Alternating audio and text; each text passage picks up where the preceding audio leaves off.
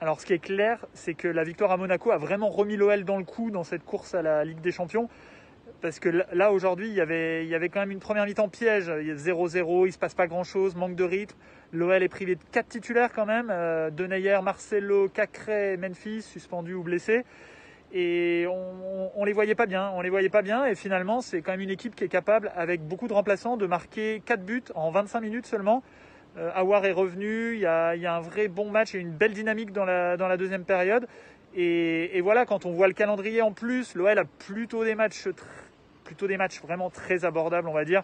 Ils vont à Nîmes, après ils reçoivent Nice, alors que Monaco déjà doit repasser devant demain en l'emportant à Reims, qui est son match le plus facile. Et derrière, c'est 2 matchs costauds, c'est contre Rennes et à Lens, 2 équipes qui jouent la qualif en Ligue Europa.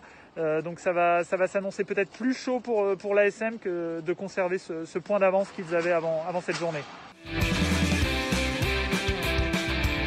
On connaissait déjà les courses d'élan de joueurs comme Neymar, comme Jorginho évidemment. Là, on a découvert Bruno Guimaraes. C'était presque encore pire, encore plus déstabilisant pour un gardien. Et surtout, ça a failli très mal se finir pour le Brésilien. Bon, il y avait 2-0 déjà pour l'OL, c'était pas un enjeu crucial. Mais quand même, c'était en mode je prends 20 mètres d'élan, je me décale à gauche, je fais une grosse accélération. Et après, je freine totalement ma course pour finir. Et une frappe manquée, molle, repoussée par Nardi. Mais voilà, il a été sanctionné, le gardien l'orientait parce qu'il était devant sa ligne.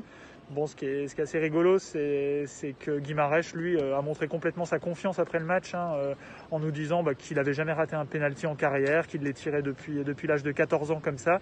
Ça a bien fait marrer Memphis Depay, en tout cas, qui était hilar dans les tribunes au moment où Guimaraes l'a retiré et cette fois l'a marqué, toujours avec cette course d'élan-là. On peut s'estimer heureux d'avoir assisté à cette OL Lorient, tout simplement parce qu'il y avait un petit avant-goût de retour de public dans les stades, de ferveur populaire. Il n'y avait aucun supporter évidemment à proprement parler dans le Parc OL, mais juste derrière le virage nord, donc là où normalement sont les Badgones, il y avait plusieurs centaines de supporters qui ont donné de la voix. On les a vraiment entendus dans l'enceinte, les joueurs aussi, ils l'ont confirmé, Rudy Garcia l'a dit, ça nous a boosté.